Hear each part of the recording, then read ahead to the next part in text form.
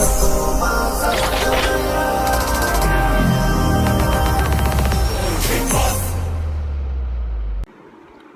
Guys, അപ്പോൾ big boss ടോക്കിലേക്ക് വീണ്ടും സ്വാഗതം. ഈ പ്രാവശ്യത്തെ വീക്കെൻഡ് എപ്പിസോഡിൻ്റെ മണി ഒരുപാട് ഇൻ്റലിജൻറ്റ് പെർഫോമൻസ് കാഴ്ചവെച്ചു. ലാലേട്ടനും ബിഗ് ബോസും പല പരാതികളും പറഞ്ഞാണ് ഇപ്രാവശ്യത്തെ ബിഗ് ബോസിലെ എല്ലാ ടേണിങ്ങും തുടങ്ങുന്നത്.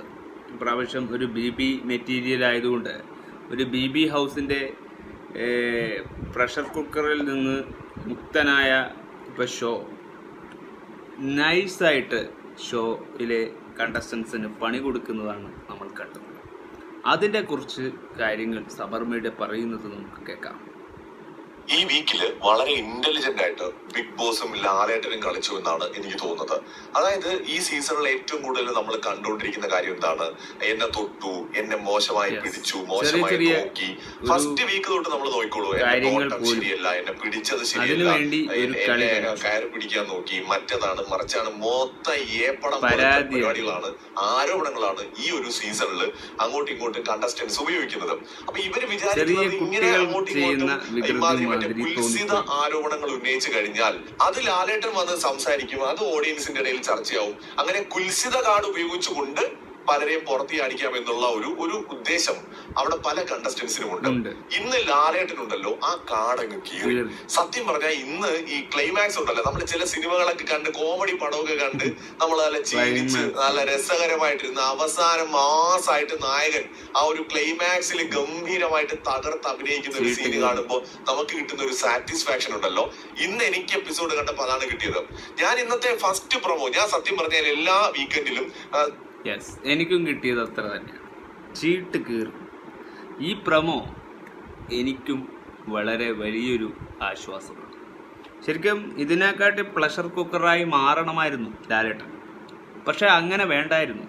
നൈസായിട്ട് ആ കാർഡങ്ങ്, അതായത് കുൽസിത എന്ന് പറയുന്ന കാർഡ് ഊരി മാറ്റിയാൽ പിന്നെ എന്ത് ചെയ്യും? കണ്ടസ്റ്റൻസ് എന്ത് ചെയ്യും? ഇവർക്കിത് മാത്രമേ പരാതി പറയാനുള്ളൂ. നിവിനായാലും ഷാനവാസായാലും എല്ലാവരും ഈ ഒരു പരാതിക്ക് മേലിൽ കുൽസിത ലഹള എന്ന് പേരിടാൻ മാത്രമേ പറ്റൂ. അതുകൊണ്ട് തന്നെ ഇത്തരത്തിലുള്ള പ്രശ്നങ്ങളെ നൈസായിട്ട് ലാലേട്ടൻ ആ ചീട്ടങ്ങ് കീറി. പ്രശ്നം സോൾവ് ആയേ, ഇൻ്റലിജൻ്റ് ആയേ. അതാണ് ഞാനിപ്പോൾ കാണിച്ചു തന്ന വീഡിയോ. ഇത്ര മതി. ഇനി നമുക്ക് പ്രമോ ആണ് കാണേണ്ടത്. ഇന്നത്തെ പ്രമോ വന്നു എന്ന് നമുക്ക് നോക്കാം. പ്രമോയില്ലേ ഇനി വരാൻ പോകുന്നത് എവിക്ഷനായിരിക്കും.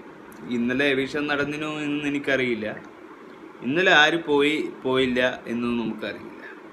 അപ്പോൾ ഇന്ന് എവിക്ഷൻ പോകാൻ സാധ്യത. ഇന്നലെ ഒരു ടാസ്ക് നടന്നിരുന്നു. അതായത് അക്ബറും അനീഷും തമ്മിലുള്ള. പക്ഷെ അതിൽ അനീഷാണ് ഫെയിൽഡ് ആയത്. അക്ബറിന് ക്യാപ്റ്റൻസി ടാസ്ക് നേടാനുള്ള പവർ കിട്ടി. അങ്ങനെ എല്ലാം കൂടി കഴിഞ്ഞ് അവസാനം ലാലേട്ടൻ അനീഷിന് ആ പവർ തിരിച്ചു കൊടുത്തു. അതായത് അനീഷ് എല്ലാ ചോദ്യങ്ങൾക്കും ഉത്തരം കറക്റ്റ് പറഞ്ഞതുകൊണ്ട് അനീഷിന് ലാലേട്ടൻ്റെ എപ്പിസോഡിൽ ആ പവർ അനീഷിന് ഗിഫ്റ്റായി നൽകി. അങ്ങനെ മതി. ഇതാണ് എപ്പിസോഡിലെ ഇപ്പോൾ പോക്കും വരവൊക്കെ. അപ്പോൾ ഇന്നത്തെ നമുക്ക് പ്രമോ കണ്ട് ബാക്കി കാര്യങ്ങൾ ചർച്ച ചെയ്യാമെന്നാണ് എൻ്റെ ഒരു നിശ്ചിത. അപ്പോൾ പ്രാവശ്യം എവിക്ഷൻ്റെ കാര്യം കൂടി ചർച്ചയാവും. അപ്പോൾ ഏതാണ് നമുക്ക് സന്തോഷം ഉണ്ടാവും.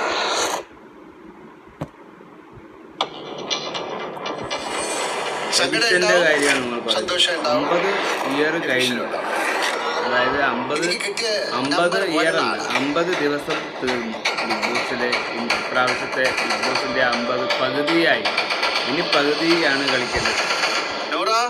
അനുമോൾ ബാക്കിയുള്ള കാര്യം ഇവിടെ കളിക്കാൻ വന്നാലേ ഒരു കാര്യം ചെയ്യും, നിങ്ങൾ ബാക്കിയുള്ളവരെ തീരുമാനിച്ചോളൂ. ബിഗ് ബോസ് തീരുമാനിച്ചു. വളരെ റഫാണ്, വളരെ ഇതാണ്. ബിഗ് ബോസ് മലയാളം സീസൺ 7 ഇപ്രാവശ്യത്തെ പ്രമോ വളരെ എഫിഷ്യന്റ്, കടുക്കുന്ന പരിപാടിയൊക്കെ കാണിച്ചു കൂട്ടുന്നത്. എന്തൊക്കെ സംഭവിക്കും, എന്തൊക്കെയാണ് നടക്കുന്നതെന്നൊന്നും നമുക്ക് ഒരു പിടിപാടുമില്ല. ഇപ്രാവശ്യം എവിഷൻ വളരെ സ്ട്രോങ് ആണ്. എവിഷൻ ഫ്ലോറിൽ നിന്ന് രോക്ഷകരനായി ലാലേട്ടൻ പുറത്തേക്ക് പോകുന്നുണ്ട്. എന്തൊക്കെ സംഭവിക്കും? ഇന്നലെ നല്ല കൂളായി നിന്ന ലാലേട്ടൻ ഇന്ന് വളരെ ഫയറാണ്. ഇതാണ് സംഗതി. എല്ലാം മാറിക്കൊണ്ടേയിരിക്കും, ചീട്ടുകൾ കയറിക്കൊണ്ടേയിരിക്കും. ഒരേ അവസ്ഥയിലേക്കൂടി ആയിരിക്കില്ല നമ്മൾ സഞ്ചരിച്ചു കൊണ്ടിരിക്കുന്നത്. ഈ ഒരു പ്രശ്നം സോൾവ് ചെയ്യാനുള്ള സാധ്യതകളെ എല്ലാം ഇല്ലാതാക്കിയത് അവരവരുടെ കുബുദ്ധി തന്നെയാണ്. മനുഷ്യനെ മനുഷ്യനായി തിരിച്ചറിയാൻ പറ്റാത്ത ഈ കുബുദ്ധിക്ക് തിരിച്ചടി കിട്ടുന്നതാണ്. ഇത് നമ്മുടെ ഹ്യൂമൻ റൈറ്റ്സിലും സംഭവിക്കുന്ന കാര്യമാണ്. പാർഷ്വാലിറ്റി, തന്നെ മാത്രം പാർഷ്വാലിറ്റി കാണിച്ച് ജീവിക്കുന്ന പല വികടന്മാർക്കും വികടികൾക്കും തിരിച്ചടി കൊടുക്കുന്നത് ഇതുപോലുള്ള പ്രസൻസിലായിരിക്കും. ശക്തമായ തിരിച്ചടി കൊടുക്കുന്നത് ഇതുപോലുള്ള വേർതിരിവ് കാണിച്ചു കൊടുക്കുന്നവർക്ക്. വേർതിരിവാണ് ഇപ്പോൾ ബിഗ് ബോസിലും കാണിക്കുന്നത്. നമ്മുടെ സമൂഹത്തും ഇതുണ്ട്. വേർതിരിവ് എന്ന് പറയുന്ന ഒരു പാശ്ചാത്യം കാണിക്കുന്നത് കൊണ്ടാണ് സമൂഹത്ത് ഒരു നിലനിൽപ്പും ഇല്ലാത്തത്. ആ പാശ്ചാലിറ്റി കുടുംബത്തിലായാലും സമൂഹത്തിലായാലും ഒരു ഹൗസിലായാലും ഉണ്ടാവാൻ പാടില്ല. ഇവരാണോ കണ്ടസ്റ്റൻസ് എന്ന് ചോദിക്കേണ്ടി വരും. കാരണം ഒരു ഉത്തരവാദിത്തമോ ഒരു റെസ്പെക്റ്റോ അപ്പുറപ്പുറമുള്ള ഒരു നിലപാടോ ഇല്ല ഇവർക്ക്. ഇവരെല്ലാവരും സ്വന്തമായ ഒരു കിഴങ്ങന്മാരെ പോലുള്ള ആറ്റിറ്റ്യൂഡ്. അത് വേണമായിരുന്നു, അത് ആവശ്യമില്ല. ഐഡൻറ്റിറ്റി മൊത്തം പോയി കളയുകയാണ്. ഇനിയിപ്പോൾ നൂറയുടെയും ആതിരയുടെയും ചീട്ട് കീറാൻ പോവാണ് ലാലേട്ടൻ. വളരെ വളരെ വലിയ തെറ്റുകൾ മൈൻഡിൽ ഓടിക്കൊണ്ടിരിക്കുന്ന ഒരു സമയമാണ്. എല്ലാം ഒരു എക്സ്ക്ലൂസീവായി സംസാരിക്കേണ്ടി വരും. 50 ദിവസം കഴിഞ്ഞു ബിഗ് ബോസ്, നമ്മൾ അറിയുന്നേ ഇല്ല. ആ ഒരു രോക്ഷാകുലത്തിൽ ലാലേട്ടൻ പുറത്ത് പോയതായിരിക്കാം. കാരണം അത്രക്കും ഹേറ്റേഴ്സ് വന്നുകൊണ്ടിരിക്കുന്ന ഒരു സമയമാണ് ബിഗ് ബോസ്. അതും ഇവരുടെ ഈ ചീപ്പ് ഡ്രാമ കളിക്കുന്നത് കൊണ്ട് തന്നെ ഞാൻ പറയുകയാണ്, ഇങ്ങനെ പോയാൽ ഇപ്രാവശ്യത്തെ ലാലേട്ടനായിരിക്കും കപ്പ് കൊണ്ടുപോവുക. ആരും കണ്ടസ്റ്റൻസിനെ ആലോചിച്ച് നിൽക്കില്ല. ആരും ആരേക്കാളും മുകളിലല്ല എന്നാണ് ഞാൻ പറയാറ്. അതായത് ഇപ്രാവശ്യം കണ്ടസ്റ്റൻസ് എന്നുള്ള ഒരു വാല്യൂവിൽ ഒരു വ്യക്തി എന്ന നിലയിലില്ല. ഇപ്രാവശ്യം ഒരു ഗ്രൂപ്പും ഇല്ല. ആർക്ക് കപ്പ് കൊടുക്കണം നിങ്ങൾ പറയൂ. നിങ്ങൾ താഴെ കമൻ്റ് ഇടൂ. എനിക്കിപ്പോഴും ഒരാളെയും ഗെയിമറായി കൂട്ടാൻ കഴിഞ്ഞിട്ടില്ല. നിങ്ങൾക്ക് കൂട്ടാൻ കഴിഞ്ഞിട്ടുണ്ടോ? BB ഹോട്ടലിൽ നിന്ന ടാസ്കിൽ തന്നെ കൊടുത്ത ടാസ്ക് ഇവർ ഭംഗിയായി ചെയ്തിട്ടുണ്ടോ? പിന്നെ എങ്ങനെ ലാലേട്ടൻ രോക്ഷാകുലനാകാതിരിക്കും? ഒരു അഭിഷേക പ്രക്രിയയിൽ എന്തിന് മനസാക്ഷി കാണിക്കണം? അവർ പൊക്കോട്ടെ. അവർ പോയാൽ അപ്പുറത്തുള്ളവർക്ക് വേദനിക്കും അല്ലേ? അതാണ് ബിഗ് ബോസിൻ്റെ ഗെയിം. അതാണ് ചീട്ട് കീറുക എന്ന് പറയുന്ന ഒരു ടെക്നിക്ക്.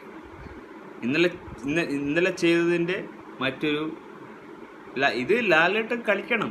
ഈ ഒരു 2 ദിവസം ലാലേട്ടൻ്റെ സമയമാണ്, കണ്ടസ്റ്റൻസിൻ്റെ സമയമല്ല. ഈ രണ്ട് ദിവസം ലാലേട്ടൻ തീ പാറണം. ലാലേട്ടൻ്റെ ഇൻഡിവിജ്വലിറ്റിയും ഒക്കെ കൂട്ടിയാലും എന്തിന് വേണ്ടാത്തതിന് തലവെച്ചു കൊടുക്കുന്നു എന്ന ചോദ്യമാണ് നമുക്ക് കൊടുക്കേണ്ടത്. നമുക്കിനി ഒന്നും പറയാനില്ല. നമ്മൾ ലാലേട്ടൻ ഇങ്ങനെയൊക്കെ കാണിക്കണം. ഈ എവിഷനിൽ ലാലേട്ടൻ എന്തൊക്കെ ചെയ്യണമെന്ന് നമുക്കും ഉണ്ട്. ഒരു കീപ് റെസ്പെക്റ്റ് മൈ റെസ്പെക്റ്റ്. അതില്ലാത്തവർക്കുള്ള പാഠങ്ങളാണ്. എല്ലാം ഉണ്ട് എന്ന ധാർഷ്ട്യം ചിലവരിലുണ്ട്. അത് മാറിക്കിട്ടാൻ എന്ത് വേണം? സമൂഹത്ത് ഒരുപാട് പാവപ്പെട്ടവരെയും ഒരുപാട് അനാഥങ്ങളെയും വലിച്ചെറിയുന്ന സമൂഹമാണ് ഇവിടെ. ആ സമൂഹത്ത് അവരെ ഒന്ന് കൈപിടിക്കാൻ പോലും ഇന്ന് ഈ സമൂഹത്ത് ആരും നിലനിൽക്കുന്നില്ല. അവർക്ക് ഈ ലോകത്തിലുള്ള ആരെയും കൂട്ടിച്ചേർക്കാൻ അവർക്ക് ഉദ്ദേശമില്ല. അവർക്കെന്നും അവരുടെ സ്ട്രാറ്റജി മാത്രം, അവരുടെ നിലപാട് മാത്രം, അവരുടെ നിലനിൽപ്പ് മാത്രം. അവർക്ക് എന്ത് സംഭവിച്ചാൽ അവർക്ക് വേദന, മറ്റുള്ള കൂടെ നിൽക്കുന്ന എന്തിനോ അവരെ ഒരു ഭാഗത്തേക്ക് നീക്കി നിർത്തുക എന്ന് പറയുന്ന ഈ ഒരു ശീലമുണ്ടല്ലോ, അത് സമൂഹത്ത് പാടില്ല. നമ്മളെല്ലാം ഒരു സമൂഹ ജീവി തന്നെയാണ്. ആ സമൂഹത്ത് ജീവിക്കുന്ന നമുക്ക് ഒരിക്കലും സമൂഹം മറന്ന് ഒരു ജീവിതം ഉണ്ടാവില്ല. അതുകൊണ്ട് തന്നെയാണ് വളർന്നവരായാലും ചെറിയവരായാലും എല്ലാവരും നമ്മൾ അറിഞ്ഞ് ജീവിക്കണം എന്ന് പറയുന്നത്. പ്രസൻറ്റേഷൻ ലാലേട്ടൻ പറഞ്ഞ പ്രസൻറ്റിലുള്ള കാലം തന്നെയാണ്. പക്ഷേ പാസ്റ്റ് നമ്മളെ ഓർമ്മിപ്പിക്കും.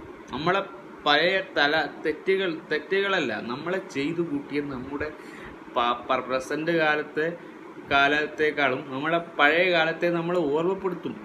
ഒരുപാട് തെറ്റുകൾ അവർ ചെയ്തു കൂട്ടിയതിന് നമ്മൾ അനുഭവിക്കേണ്ടി വരുന്ന നമ്മുടെ പ്രശ്നങ്ങളെ, ഹേർട്ടിങ്ങിനെ നമ്മളെ മനസ്സിന് നിയന്ത്രണമില്ലാതാക്കും. നമ്മളെ മാനസിക പ്രശ്നങ്ങൾ ഉണ്ടാക്കി കൊടുക്കും. ഇതൊക്കെ ആയിരിക്കും ഒരു സ്ഥലത്ത് പോയാൽ ഒരു മനുഷ്യന് പെട്ടെന്ന് അവിടെ പ്രവോക്കിംഗ് ഉണ്ടാകുന്നത്. നമ്മൾ അങ്ങോട്ട് പ്രവോക്കിങ്ങിന് പോവാതിരുന്നാൽ പോരെ എന്നും അതാണ് ശരി. ചിലപ്പോൾ ഈ കുടുംബങ്ങളിലൊക്കെ പ്രവോക്കിംഗ് ഇങ്ങോട്ടാണ് വരാറ്. പക്ഷെ അവർ പറയും ഞാനാണ് ആ വ്യക്തിയല്ല, പോയവനാണ് ഏറ്റവും വലിയ പ്രവോക്കേഷൻ ചെയ്തവൻ. യെസ്, അങ്ങോട്ടേക്ക് പോയത് കൊണ്ടല്ലേ ഇവൻ പ്രവോക്കിങ് ചെയ്യുന്നത്. അത് ശരിയാണ്. നമ്മളെ അങ്ങോട്ട് പ്രവോക്ക് ചെയ്യാൻ അനുവദിക്കപ്പെടുന്നപ്പോൾ നമ്മൾ പ്രവോക്കഡ് ആവും. അതാണ് ഈ ഷോയുടെ ഐഡൻറ്റിറ്റി.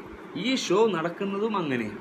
ഒരു പ്രവോക്കിംഗ് സിറ്റുവേഷൻ അവിടെ ഉണ്ടാവാതിരിക്കുക, അതിനാണ് നമ്മൾ നോക്കേണ്ടത്.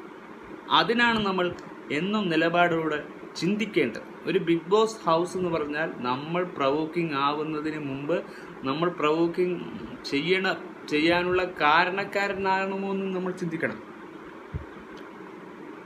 അത് നമ്മൾ ചിന്തിച്ചേ പറ്റൂ. അതാണ് ഈ ഗെയിമിൻ്റെ സ്ട്രാറ്റജി. ബിഗ് ബോസ് എന്ന സ്ട്രാറ്റജി എന്ന് പറഞ്ഞാൽ നമ്മൾ അങ്ങോട്ട് പോയി പ്രവോക്ക് ചെയ്യാതെ നമ്മൾ മാന്യമായത് ഡീൽ ചെയ്ത് നമ്മൾ കൈയും കെട്ട് നോക്കി നിൽക്കുന്നതാണ് നല്ലത്. പണി എരന്ന് വാങ്ങാൻ പോകുന്നതുകൊണ്ടാണ് അതാണ് നമുക്ക് പറ്റുന്ന തെറ്റെന്ന് നമ്മൾ മനസ്സിലാക്കും. Bye for ever.